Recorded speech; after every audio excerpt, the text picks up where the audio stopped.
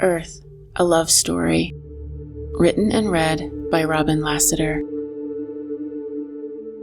Before we get to this week's chapter, I just want to say Chapter 11 is wild. Like I mentioned at the end of Chapter 10, we are going into my psyche, into my dreams, into profound experiences, and into the ways that I processed those dreams and experiences. We're venturing into the underworld, into the Shadowlands. If the book up until now has been my naked, bleeding heart, Chapter 11 peels open my mind and lets you peek inside. It's unwieldy and confusing. It's me. I talked to some of my close friends who've read the book to see if I should edit this chapter down for the podcast or maybe just skip it altogether. They all told me that by taking these parts of myself seriously, I give you, the listener, permission to do the same with your own sacred interior worlds. And that's valuable. Also, because this chapter is so long, there will be two Chapter 11 episodes. Chapter 11 Part 1 and Chapter 11 Part 2. Please take note when you're listening so that you don't accidentally skip Part 2. And thank you from the depths of my depths for going on this journey with me. This is vulnerability on acid, but fuck it. Let's go. Chapter 11, Part 1. From the great above, she opened her ear to the great below. From the great above, the goddess opened her ear to the great below. From the great above, Inanna opened her ear to the great below. Why has your heart led you on the road from which no traveler returns? I have come to witness the funeral rites. From the Descent of Innana, translated by Diane, Wolkenstein, and Samuel Kramer. Journal entry, January 11th, 2021. OBE, meditated in early morning, asked my guides to be there with me, asked for any messages. Dozed off, woke up. Felt that buzzing that comes with the OBE or sometimes with communication. Quantum phasing. Feeling of levitation. Went out of body, floated fast to the ceiling, flew up fast into space. Multiple beings present above me. Received something, an electronic yellow tone. Vertical, light, electric, glowing, complete, beginning and end. Understood I was being given a message. It was for me to take with me. I took it. Back in bed, struggling to open my eyes, squinting, trying hard. Finally did, sat up and was in my bedroom, but all gray. I could clearly see a matrix of honeycomb. Some of the honeycomb was partially filled in, very precise and geometric. I was confused, sat up and flipped the light switch. Nothing. Suddenly 3 figures around me and one more coming through the wall of my bedroom. Everything gray, misty, beings around my bed. I asked, am I not in my body? Please help me get back in my body. They seemed annoyed. They told me the honeycomb matrix is what reality hangs on, and it was behind the scenes. They told me to learn to use the operating system of my reality. They said that it changed depending on where I placed my attention and the quality of that attention. Were they the 4 who are one? Maybe, but separated, not in one mass like before. Chekba in front, but not insectoid like when I was a kid. I don't know. In the next instant, I was alone, flicked the switch again and the lights came on. Then I had to get up and go to work. I feel really weird and shaky. I told Jupiter, but he doesn't know what to say to me. I think he thinks I'm dreaming. Feeling super alone. No one understands. Journal entry, January 15th, 2021. What do I know about what happened? I know I had been lying in bed in the pre-dawn light, meditating, praying, communicating with my guides, and then I fell asleep. I woke up to the uncomfortable, scary, buzzing paralysis, the white and gold light. It felt different this time, though. I was really aware of a weird sort of electric, shifting, whooshing, phasing feeling. I know this sounds totally ridiculous, but it immediately made me think of the Marvel movie Ant-Man and the Wasp. There's a character in that movie called Ghost, who is tortured by a constant quantum phasing, and if she can't stabilize, she'll die. I know it sounds absurd, but Ant-Man, quantum phasing, I don't know. Whatever, like I said, absurd. Anyway, that's the closest I can come to how it felt. I guess maybe it always sort of feels that way. This is definitely the first time I'm hyper aware of it, and also have never looked down to see myself physically levitating. That was new too. I know I've gone up and out through the ceiling before, certainly when I lived in the yurt. I'd go out of body and out of the little screened window in the top of the yurt. When it happened then, though, I'd just sort of roam around locally, visit the valley where I grew up and see my horses, even those who'd passed on. This time when I pop through the ceiling and the roof, I shoot up fast into the cosmos. I can clearly see the roof of my house receding, and then the neighborhood, and the city, and the earth. This time I'm definitely leaving the planet, and I don't remember that ever happening before. It feels like I'm rocketing up. I suddenly stop, and it's that same velvety blackness I experienced after leaving the panther's body. But this time I see stars in the distance. I can sense beings above me, and I assume they are the four who are one, but I don't know for sure. Then that fully contained, electric, vertical, golden, shimmering line of crackling light and sound and information. It has tones, or vibration, like a harmonic, both light and sound. When I'm back in bed, struggling to open my eyes and sit up, I feel almost like I came back in sideways. Why were the blankets over the left side of my face? Why was my body at an angle like that with my head half under the covers when I was flat on my back when I levitated up and out? Normally when I go out of body, it feels like I'm consciousness or awareness. It feels light. I feel free. This time, once I got back from space, it felt like I was in my body. I definitely felt a tremendously heavy weight, like my body was really heavy, really hard to operate, took a lot of effort to move. Normal except for the things that weren't, the blankets over my face and the weird angle, the lights not working and the effort. And then of course the gray mist and the matrix and the fucking aliens and whatnot. Other than that, yeah, felt totally like I was in my body. I wonder if I was somewhere else and it just looked like my bedroom? Maybe so I wouldn't be more afraid and freaked out than I already was. That doesn't really feel true though. It felt like my bedroom, it felt like my body, but like I was in some backstage area, sort of cold. Not temperature-wise, but as in colorless and constructed. That feels gross even to say, but that's how it felt. Not the organic, flowing, full-color life that I typically experience.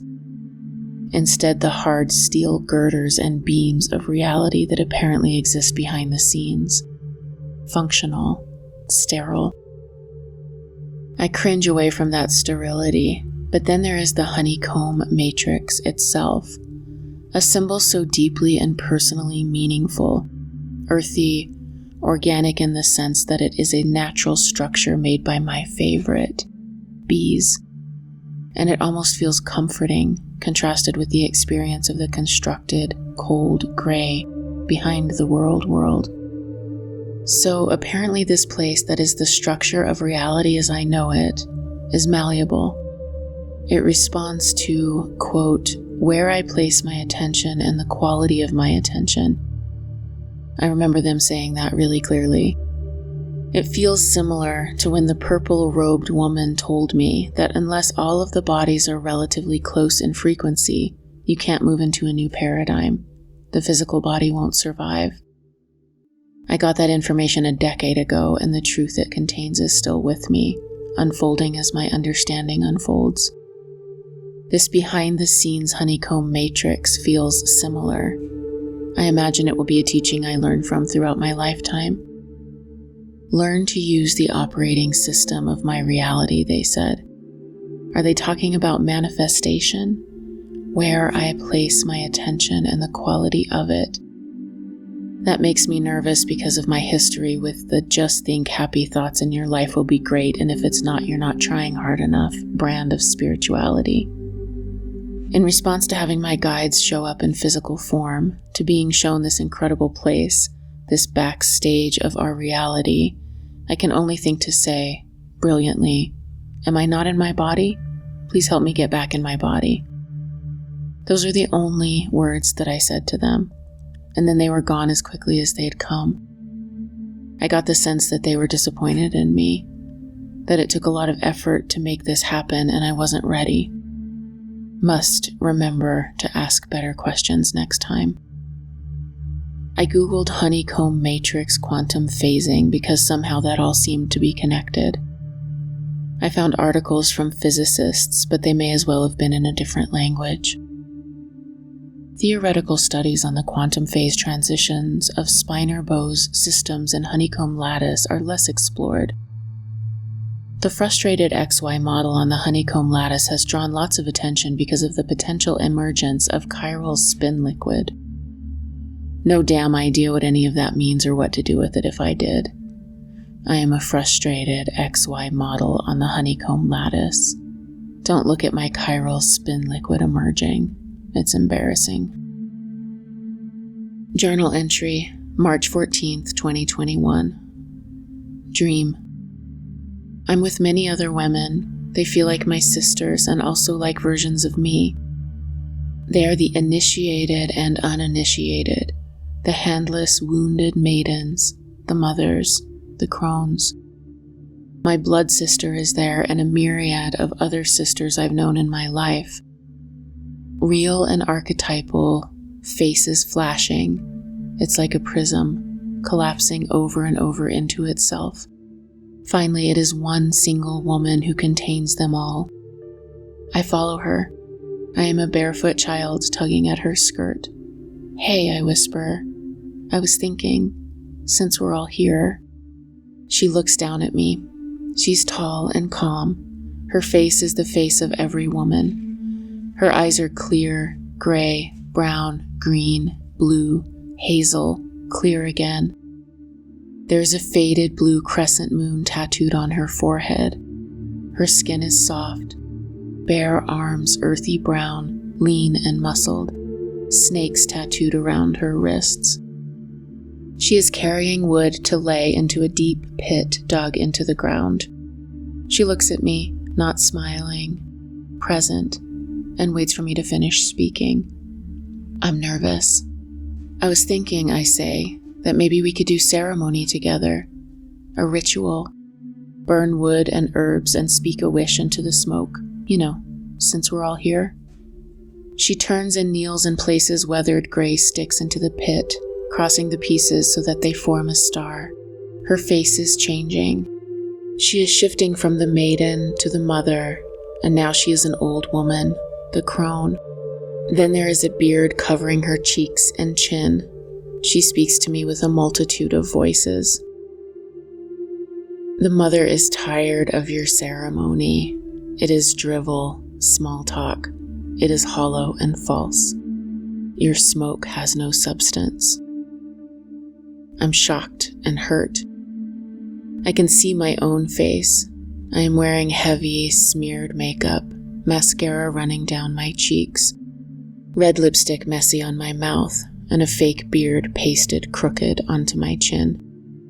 I'm wearing all of these masks and I can't bear her to see me that way. I move away and crouch down low, hiding, and pull the masks away from my face. They feel like spider webs on my eyelashes and lips. I want them gone. I scrub them all away. I feel raw and naked. I sit back on my heels, half in and half out of shadow. The woman turns away from me and lights the fire. I feel out of my league here. There is a leather bag around my neck. I empty it onto the ground and it's full of plastic Cracker Jack toys and other useless shit. I dump out the bag and everything that was inside melts like snowflakes into the ground. I am still in between the shadow and light. I can feel a big black chasm behind me. I consider going fully into the darkness. I watch the woman and try to get her attention. I press my wrist with its messy scars dramatically against the sheen of sweat on my forehead. My eyes flutter and I lean dangerously close to the abyss behind me. I glance up to see if she notices, if she will pull me back. She pays no attention. Now I am a woman, grown, and I see myself as a barefoot child, and I see the one who was thinking of falling into the abyss. I gather both into my lap and feel all three of me as one thing. I am aware of my body and I activate the muscles in my thighs and back and draw myself up and step out of the shadow. The sharp horizon line between the shadow and light is like a cleaver. I can feel that it's slicing something away. My weakness, my victimhood, and my helplessness. I pay the toll, a pound of flesh. I'm surprised when these parts of me don't fall into the shadowy chasm. They mold themselves into my body. They fold into my hips and along the backs of my arms and into the hollow of my low back. I feel whole. I paid some price of admission and I walk forward and take my place at the fire.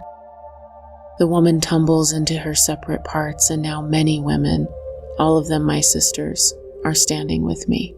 I am their equal now. When I wake up from this dream, I can only think to say, holy shit, that was a once-in-a-lifetime dream. Journal entry, March 16th, 2021. Dream. I am walking with the woman again, the same one from the other dream. We are in the market together. It reminds me of Uncle Robert's night market on Hawaii. It's busy and crowded. I am following her through the crowd. We are looking at what the vendors are selling. She picks up a necklace and turns towards me. I have a golden necklace for you. I look into her hands and see a shimmering, tiered, bright gold necklace made of stars. This is really valuable, she says, but it won't cost me anything. She says it again, carefully and clear. She is looking down at me, pointedly, staring at me. She wants me to really hear her words. Taking this, you take nothing from me. This is not an exchange from a limited world where my loss is your gain, and when you gain, I lose. This is valuable, but I'm not losing anything in giving it to you. We both win. Non-zero sum. I look at the necklace and I really, really want it. I know how I would wear it, too, pinned into my curly hair. Starry crown. Oh, I stammer. Oh no, I couldn't possibly. It's fine. I don't want to be any bother. She looks at me with disbelief and maybe disgust, and then shrugs and shakes her head and walks away. I feel dumb, unsure of what to say or where to go, but I get that I've just been denied entry into the amazing Golden Necklace Club because I was busy being small and polite and sacrificing, and literally no one was asking for that. That kind of self-deprecating small-making was not appreciated. I gather my courage and call out to her. I'm so afraid she'll leave and not come back. I'm sorry, I say. I'm still learning and unlearning. She returns and puts her arm around me warmly and says, "You'd be a good candidate to go to India. You know that? You need to go to India and not listen to the gurus." I don't know what that means or what to say, and she laughs at me and squeezes me to her once and then walks away. Journal entry, March 20th, 2021. Those two dreams back to back resonate in my mind and I'm kind of freaked out. I feel like I really screwed up and maybe missed my chance for something, some invitation. After all of the UFO dreams, the bird events, the beings coming into my bedroom, and now this earthy, goddessy woman shows up. I don't really know what to make of it, but the dreams are so vivid. The shadow cutting me threatening to fall back into the chasm, me not accepting the necklace. But I did show up in the first dream. I gathered myself up and stepped into the light, and I was an equal. I mean, it's pretty clear. No one is coming to rescue me, of course. I've already rescued me. I am the initiated. I am the arrived. God damn it. What the fuck am I afraid of after everything I've been through? I know what dying and being reborn feels like. I know what it feels like to be disemboweled by my own pain. I've died to myself 1,000 times, and I'll die to myself 1,000 more. So how does this tie into everything else? My mission that the four who are one told me, that I apparently chose, move from evolution through suffering to evolution through joy and creation. Joy? I have no idea how to get to joy from here. I'm good with suffering. I'm good with holding my own pain, and I can bear that others have pain, although that's a lot harder. Joy sounds really dangerous. Like, what, all airy, fairy, love and light joy? How do I do that and not abandon myself? Why do these dreams even feel like a call to joy anyway? What does it have to do with joy? How to move from this cycle of evolution through suffering to evolution through joy without negating everything I've learned and everything I've been through. I know that I will never lose the gifts that my suffering gave me. I know that I will never try to brush past my own or another's agony, trying to skip to the easy part. I know that only once I was shattered open did I become a real person. I know that my shattered heart is big enough to hold more intelligence, more compassion, more kindness, more of that annihilating love that permeates everything. My shattered heart is big enough to love the whole earth and all of humanity just as we are right now. And I know that my shattered heart is big enough to hold what we have been and what we can become, too. The creative and destructive forces made wholly of the love that makes up every atom of this place would blow me to smithereens if I weren't already cracked open. The real voice of God is an eardrum buster. The real light of God burns flesh from bone. I was immolated and alchemized through holy fire to withstand God's love. I have space to hold everything in its consecrated truth. The shit, the stars, the whole world. But joy? I don't know. I don't know how to do that. Journal entry, April 8th, 2021. Today I got an email from Ralph Blumenthal. He's doing an article on experiencers for the New York Times, the first time a major respected publication is even considering taking experiencers seriously. No idea what's happening in my life or how I got here.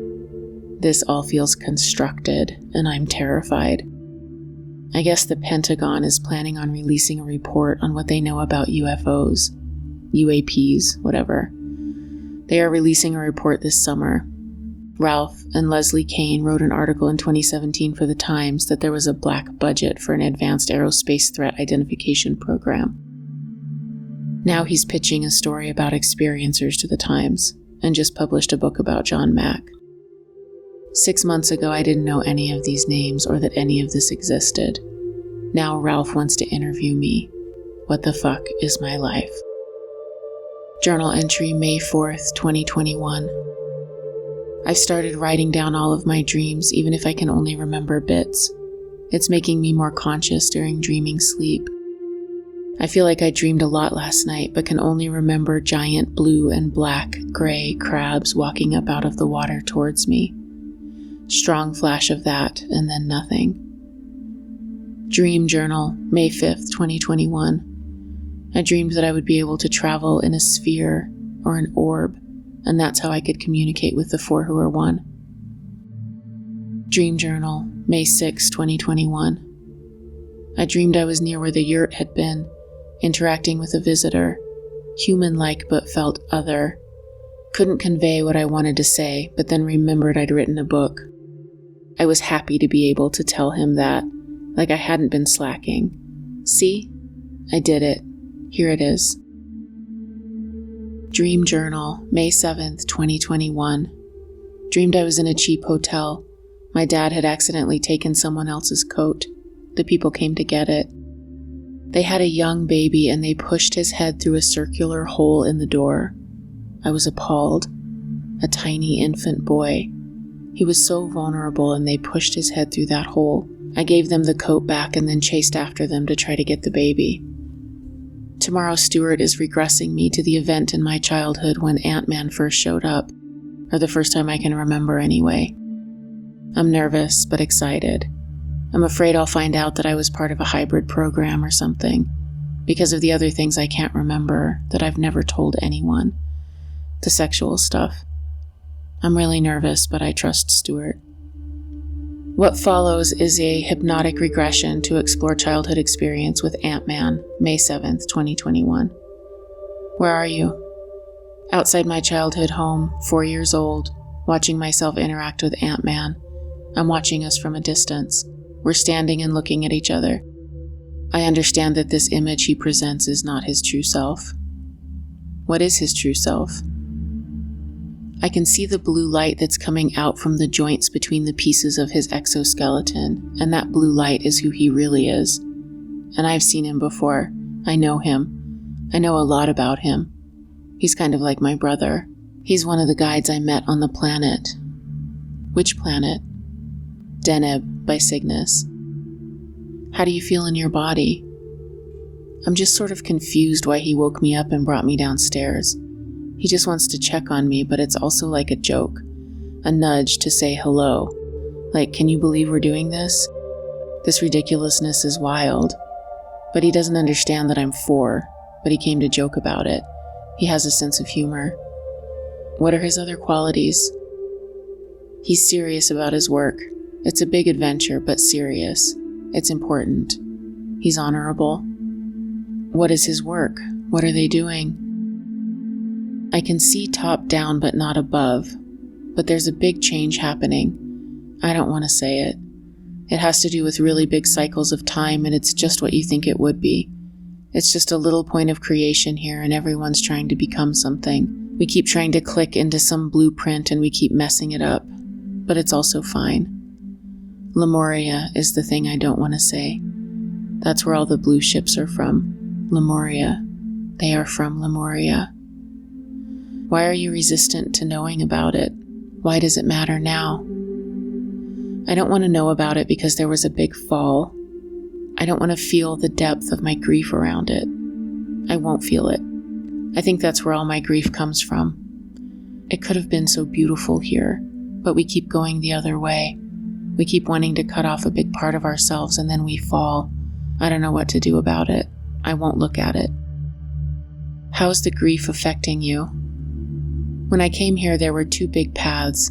I chose the harder one, which was to feel all of the suffering.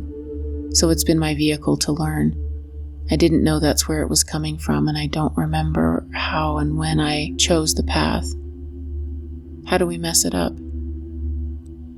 I can feel it in my neck and shoulder, that the cancer happened because I wouldn't look at it, wouldn't acknowledge my suffering and grief and all that. Is there anything you would like to ask Ant-Man? How do I heal my neck? He says there's a point I can go back to before it happened and pick up that path. I just need to get back on that path. It's when I lived in the yurt and the spirits came to visit. I just need to get reconnected with nature. I was just following my own energy. It was really contained and strong. I knew who I really was. He says, don't wait too long to do that. Do it sooner and you don't have to worry. No good reason to wait. No good reason not to go back to that. Is there anything else you'd like to ask? If there's no hope, then why did I come here? Ant-Man answers, you, humanity, haven't come to the point of choice yet. There are still 2 pathways. You're still so distracted, and the time in which you will choose hasn't arrived yet. What are the 2 pathways? The predictable one where we just keep getting further away from our true selves and we leave messiness behind and be really dependent on tech. We just can't bear the grief, so we keep trying to go away from it and we get rid of all of our good parts.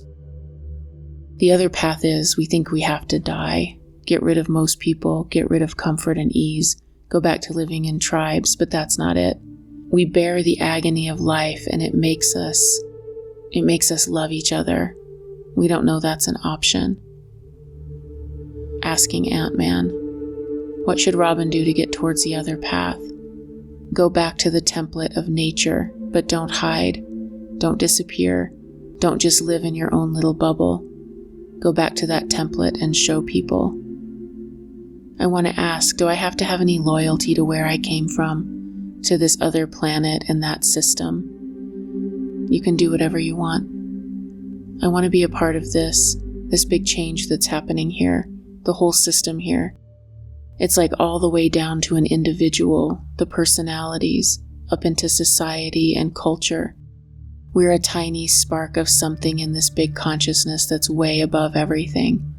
This is kind of a fun place to be. Probably not a good idea to come here, though. Lots of suffering here. But we're all in the same place anyway, so it doesn't really matter. Everyone, humans, all beings everywhere. Nobody leaves anybody, so I'm not going to be alone, and I'm not leaving anybody. When was the last time contact occurred? January. They showed up in the bedroom. We were in the same space. What was the purpose of the visit in January? I don't want to hear this. They gave me a packet of information. It's a lot of... I don't know what it is. I don't know if I'll see them for a while. They showed me how to work with the structure of this place and that it's not what we think it is. It's not fixed, static, but it's also not that you can just wish for it to be different. There's a way to work with reality and perception, and I think that's what the packet maybe was. They brought me way up out of my body, really far out, and it's electric, and it's like a vibration, bright, buzzing light of line and information, and they just handed it to me, and I knew I had it, but I didn't know what it was. Where's the packet now? It's inside my body. It helped me turn on a generator of energy so that I don't have to work so hard to keep my energy up. It's like it gives me energy, and I don't have to manage it. It's from my womb to the top of my head. It creates a sphere for me, and I can use that when I leave my body. It's like a vehicle I can use to talk to them. How does the vehicle activate for Robin to use? I've done it. It's like quantum phasing. I can match my energy to the energy that brings me out of my body, which is them. That buzzing white, yellow, gold that brings me out of my body. I can match that. Then I can leave. But more of me can go now. More of me. More of what I am can go with. Mostly in dreams, I can be a lot more conscious of what's going on.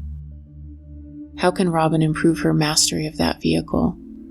I had just forgotten, but I can practice it when I meditate. I just have to get muscle memory back of how to do it. It feels similar to the start of sleep paralysis. I just have to keep practicing. Anything else you need to know? I'm going to have to go to some places I know about on the planet. I just have to accept that. On Earth, I have to go to some places where the blue ships are, where the Lemuria stuff is still kept, but it will be fine. I know a few of them. The desert, which is weird, but that's why me and Jupiter live here, because it's close to those places. There's Mount Shasta, Hawaii, somewhere like Greece or something. I'll know at some point. I need to trust, surrender, play more. Shift. Don't do things out of obligation. Use curiosity. Don't be afraid of suffering. I don't have to be afraid. Explore and initiate out of joy and curiosity instead of obligation. It's all just fine here. This is all normal. Really, it's boring. It just is what it is. It's not scary. It feels dramatic, but it's not. Journal entry, May 8th, 2021. During the whole regression, I am silently crying. Tears are leaking from the corners of my eyes and pooling into my ears and soaking the collar of my shirt. I feel embarrassed and nervous when the Lemuria stuff comes up and when it emerges that I have a tremendous amount of grief about something that happened a long time ago. I refuse to look at it at all. I remember thinking a clear thought from my subconscious. No, I won't look at the grief. I won't experience it. It's too big. It will obliterate me. I hate that I said Mount Shasta and Lemuria, and I feel like a crazy person, but I also can feel it's true. When I remember that I have to go to Greece for some reason, I also remember the recurring dream I've had of Greece throughout my life. When I dream that dream, I am a man with beautiful dark skin, oiled and shining. My body is strong and limber. I'm in a white palace, but I have to go on a journey. I take a ship and cross oceans. The dream is so visceral, so real. I remember my barefoot daughter running up to me before I leave to get on the ship, and I remember tousling her long hair and spinning her around. She is crying because she will miss me, but I am happy and strong and certain that everything will be okay. I wonder if that's what it feels like to be a man in his power, so certain. I don't know if it ends up being okay because I don't know what happens after I cross the oceans. I don't know where I go or if I come back. After the regression, I start working with the piece of technology, the packet of light and sound I was given. Sometimes when I meditate, if I can get into the right state, I can induce that shifting, phasing feeling, but I don't want to go too far. What if I go out of body and can't get back in? Easier when it's happening without my will or initiation, maybe. At least then I'm not in charge. At least then they seem to direct me where to go and what will happen. Now they want me to learn to do that. It seems like a crazy, insurmountable task. Dream Journal, May 9th, 2021. Many dreams. Sleeping with Jupiter in my parents' house that was not my parents' house in real life. It's broad daylight. Parents working outside, and I hear a rustle at the window. I am peeking through the lacy white curtain, and there is a rustling in an early spring flower bed. I notice a tear in the screen and become afraid. The rustling is a fast-moving being camouflaged and blending in with the dried brown leaves. It flits up and lands on my father's hand. He is unafraid and reaches out to show me what it is. A praying mantis, speckled brown like a giraffe, glorious when all unfurled. It flits from my father's hand to the window ledge where I am still peeking out of the window. It parades back and forth, doesn't come in, but I'm afraid it will, and I'm nervous about the slit in the screen. It's really showing itself off, letting me get a good look. Of course, when I woke up, I Googled praying mantis giraffe, thinking there was no way that was a real thing. But then that picture comes up, and it looks exactly like what I dreamed. Dream Journal, May 11th, 2021. Nightmares last night. Sexual, being attacked. Woke from the first and couldn't get back to sleep.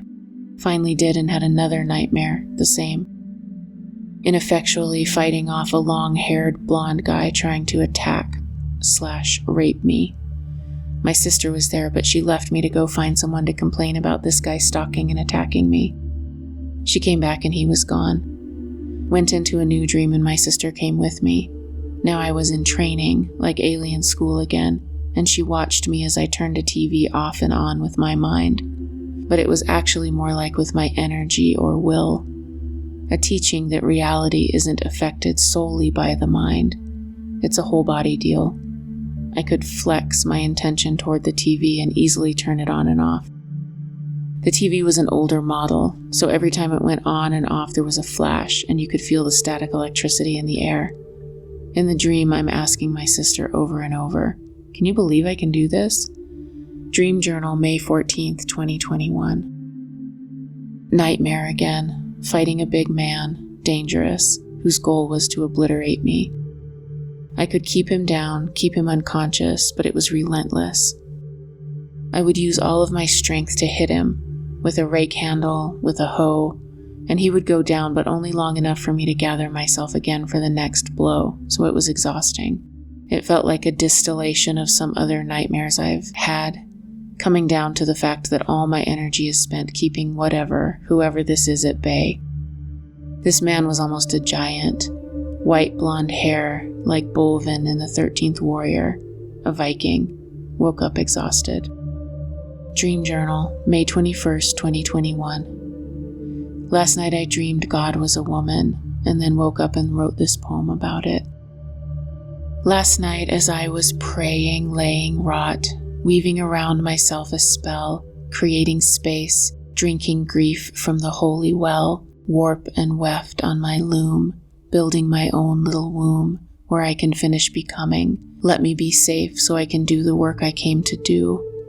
I felt my guides and ancestors and allies, and still I felt my fear rise in my gut, so I went further back and higher up, and asked for God to make himself known, to remind me I am loved and have a home, beyond this place where work is hard, where joy is calling to be shown.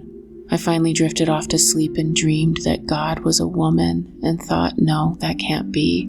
God, a woman? So I checked again, and yes, eternal feminine energy, with a lap big enough for you and me to all crawl into, and oh, I thought all of the men will be so mad if I say this out loud, and I'll be caught and backed into a corner to plead and explain, to reassure them that it doesn't mean that God is not a man. And how, I thought, can I make sure I don't call forth the God of wrath, that none are banished or removed, and it has nothing to do with any of that, but only with the love that is behind us all, inside us all on our behalf, afraid of what a man would say about a dream of mine, and what do I know anyway? I thought and thought until I forgot that I dreamed God was a woman, and in the morning light, because I spent so much time last night trying to fight against the ones who will say that I am wrong, I am too tired to explain that I know, God is both and more, an eternal song. But last night she came to me, and I can assure you we are in her lap, safe and warm and loved and home.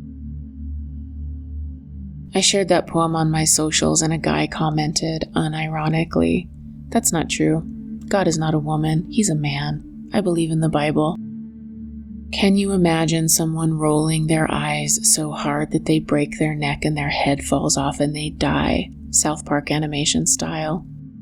That's me, in response to that man's comment. I delete my socials. Dream Journal, May 24th, 2021. In some kind of class talking about how to protect yourself, I said that I now did protection, and it was throughout all of my bodies, my physical body and all of the etheric bodies. Even though we were in a classroom, there were apocalyptic vibes all around. Then the nightmare came again. The blonde-haired murdering rapist. He tried to attack me, but this time it was even worse because he was trying to get through me to get to a young girl who was on a mission. She had a message. She was so small, maybe 9 or 10, but small for her age, wearing a big t-shirt, her strong skinny legs sticking out of 2 big shorts. The bad man was coming for her. I kept him away, hitting him with a huge wrench. It took all of my strength to hit him, and then heave the wrench up and back and hit him again. I had to do it as fast as I could, because during the time it took for me to pick up and draw back the wrench, the man was almost on his feet again, getting a little closer each time. I never totally stopped him, but I kept him stunned long enough for the little girl to get out of there and get ahead of him. She was trotting down the road into the dark, so certain and unafraid, strong and purposeful. When I woke up, even though it was a nightmare, dark and scary, I actually felt hopeful. Who was this little girl? She was so strong and clear and not afraid at all. I don't even know if she knew I was fighting for her to get a head start. She didn't seem to care. She was unaffected by fear, just focused on her mission. Her clarity, such a new character in these dark nightmares, made me remember something I'd heard a long time ago about all of the parts of the dream being representative of the psyche.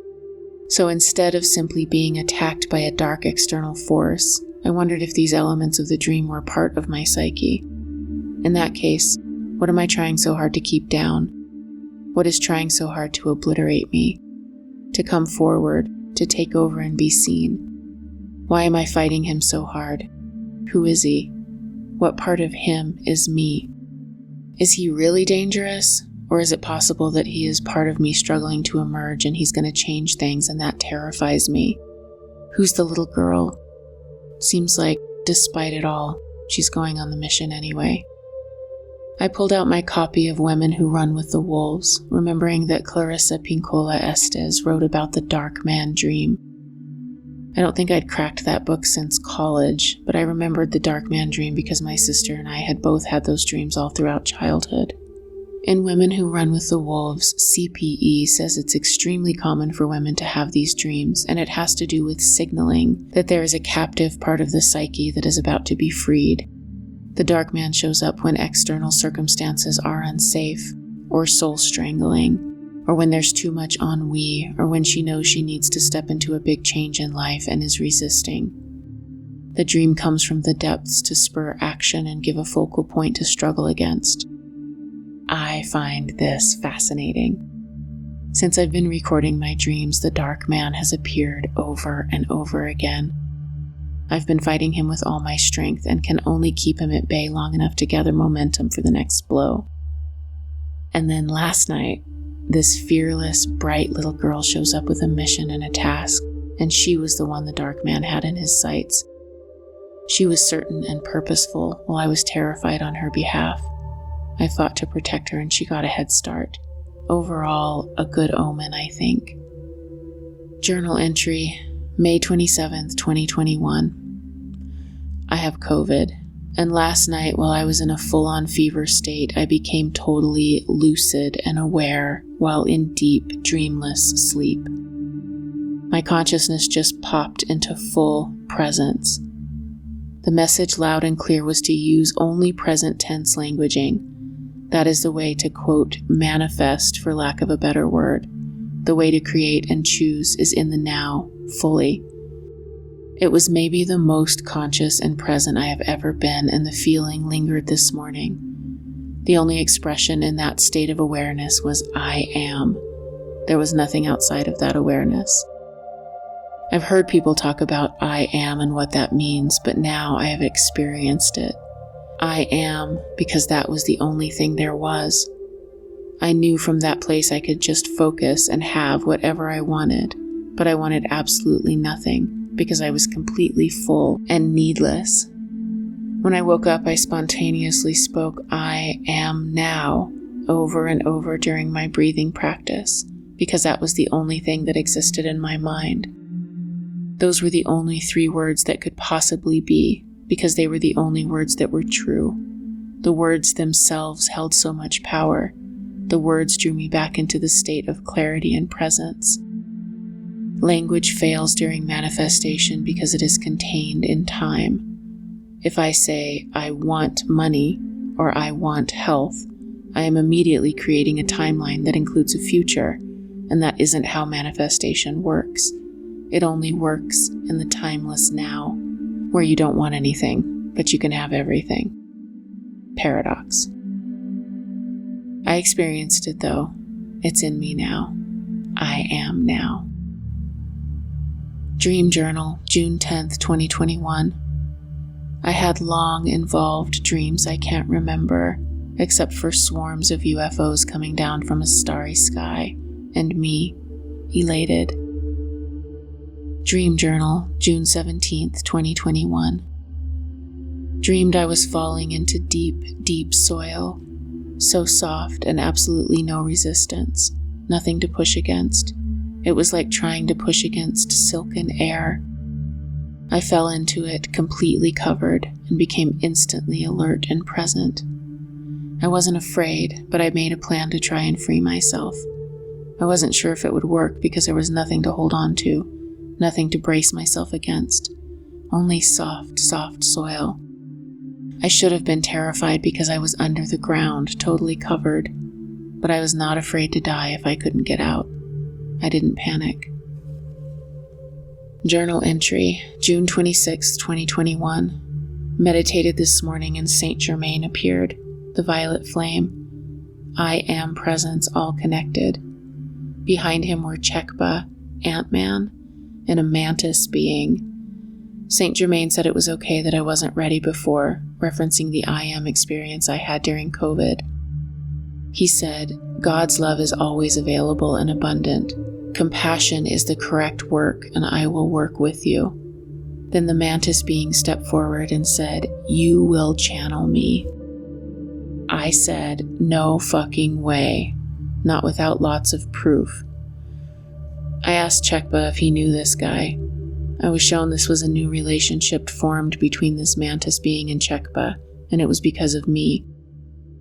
The mantis said he would see me again in this life, and then laughed at the certainty of it. Not a malicious laugh, but so certain and chummy and personal that it freaked me out. Then as I fell asleep, a very loud, clear voice said, "Listen to thee, with thee," said at exactly the same time, "to thee, with thee, universal mind. Listen to thee, with thee, universal mind." Woke up and all the clocks were different times. It felt like I'd been sleeping for 10 minutes, but apparently hours had passed. 3 different times, one on Jupiter's watch, 11:14 p.m., one on the digital clock, 1:43 a.m., and another on my cell phone, 2:45 a.m. Off by hours, no idea why. This morning, they were all back to the same time. The proof I requested from the mantis? I don't know. At breakfast in a cafe, I saw a newspaper. The front cover was about a man who was visited by UFOs and who uses dowsing rods to communicate with the universal mind. What in the actual fuck? Journal entry, June 30th, 2021. Lots of dreams last night, but especially this morning. Then woke up and they came and my body was paralyzed and I floated up and to the right. There was buzzing and electric sparks of light, somewhat different than normal, as if I wasn't fully inside of their light, but maybe I was also in my own field as well. Are they teaching me to travel, to use the technology, to travel in a sphere? I don't know, but it was different. I didn't go anywhere, just had that experience. And then I dreamed of snakes. Dream Journal, July 2nd, 2021. I forgot to set boundaries with my team before sleep and had a nightmare with a very uncomfortable dark energy. Woke up and felt that energy still in the room and felt super vulnerable in my low back area. I had to spend a lot of time clearing and banishing and setting boundaries. I had to try not to fall asleep until I got it neutralized or it felt like something terrible would happen. I can't remember the nightmare except for violence. Interestingly, I haven't had a nightmare for months, and I forgot to set the boundary, and there it is. I hate the dreams of dark violence. Why are they always sexual? Is that normal? I wonder if other women dream these dreams all the time. Dream Journal, July 3rd, 2021. Dreamed of being with a baby girl. She was sick, but it was manageable. She would be okay. Then I dreamed that Jupiter and I were floating on a river. I woke up and decided to try to ask the universal mind a question. Finally came up with, how do I help the world move from a paradigm of evolution through suffering to evolution through joy and creation? Meditated, and then fell back to sleep and into a very vivid dream. In the very vivid dream, I was riding in a car with David C. driving. He was taking me and Jupiter to an access point on the river. There was a turn coming up and David was driving way too fast. I watched as we got closer, gauging the turn and speed and if we could make it. I thought maybe David would be able to keep the car on the road, but it was immediately clear that he could not.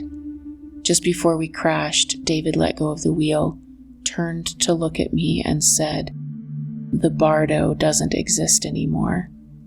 And then I knew we would die, so I closed my eyes and totally opened and surrendered to death. We crashed through someone's fence into their yard and died. I was alone now, standing in the yard. The fence behind me was not smashed and broken like it should have been, and there was no car, no evidence of the crash. A woman came through the gate. She wasn't surprised to see me. She looked a little sad, but kind. She had groceries in her hands. She went to the front door of the house and leaned against it. "I can feel that fridge you gave us. Feel the magnetic pull of it in there, keeping our food cold. That was so nice of you giving us that, covered with magnets and stickers. Come on in." I knew I was being invited into the illusion mysteries. I followed her inside and she put her stuff down. 2 more women showed up, big and soft and strong, standing up straight and warm feeling. One was older than the other, maybe in her late 50s, and she was familiar to me. I spoke to her, asking her how she'd been. I asked about her family, about the children. I sensed she had a big family. The children died, she said. We lost 3. Oh God, I said, I'm so sorry. What happened? I watched her face, and there was a subtle decision of how to frame her answer. Their mother is very sick, she said. I read in her expression, drugs and mental illness. I'm so sorry, I said. We hugged and cried together, and she told me their names. How do you bear it? I asked. We bear it because there's nothing else to do but bear it, she said. All of these women, in spite or because of their suffering, were present, kind, calm, and even joyful. I looked up the illusion mysteries, most famous of the secret religious rites of ancient Greece. The initiate was promised benefits of some kind of an afterlife, a cycle with 3 phases: the descent, the search, and the ascent. Participants were freed from a fear of death through the recognition that they were immortal souls temporarily in mortal bodies. Journal entry, July 9th, 2021. Ralph's article was supposed to come out in the New York Times on the 4th of July. We were all pre-celebrating some sort of big experience or Independence Day. Then it didn't happen. Then it was supposed to come out today, my birthday. Everyone teasing me that it was delayed to make my birthday special. It didn't come out today, though, either. New editors at the Times, apparently, and they think it's too weird. I'm kind of relieved. I showed up for it, did my part. Not my fault it didn't come out. Journal entry, July 18th, 2021. Lots of dreams but can't remember. Meditated this morning, then OBE. Felt different again. The phasing feeling, then up and out of my body with the technology. So no inside the light buzzing, but it was nearby, observing. I stayed in the bedroom. I felt giddy. They were teaching me how to use the technology. I learned to move left and right, like a ghost careening wildly back and forth. I couldn't leave the room or go up or down. Dream journal, July 30th, 2021. Dreamed Jupiter was being prepped to have open heart surgery. There were tons of people around. An older, wiser man was guiding him. I was questioning the man. Can nothing else be done? I knew he needed to open his heart, but not like this. It would be so hard for him. The man didn't answer me, but kept prepping for the surgery. Dream journal, August 12th, 2021. 5 years sober today. Dreamed a foreign man was aggressively courting me through an interpreter. It was like he was trying to get to me in a new way, trying something other than violence. I saw right through it though, and didn't want any part of it. Dream journal, August 15th, 2021. Down in my belly, met a crone. She was beautiful, curly hair with golden stars pinned into it, wearing a silken robe covered with plants and flowers and vines, and she was sitting on a dark throne. I was surprised because she was so warm, so inviting and loving, and had such an easy laugh. I felt totally safe with her. I didn't understand how she could be so joyful. How do you have joy when there's so much grief and suffering in the world? I asked her. How are you so happy and warm? How do you do that without abandoning the part of you and everyone else that suffers? She leaned back and lifted her arms to reveal to me more of her throne. It was dark, black, that same velvety intelligence.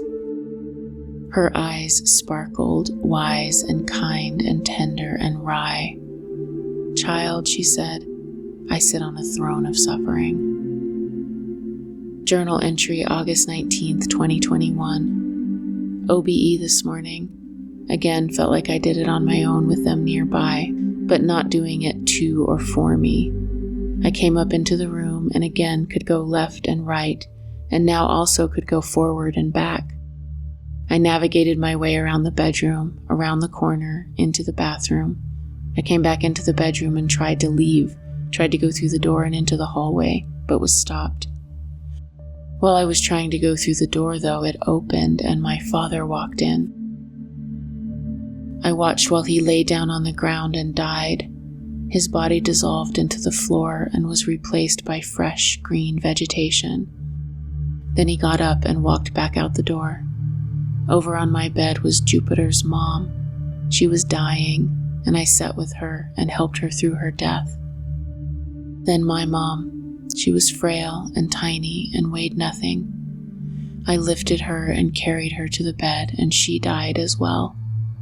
Every parent figure in my life, dead.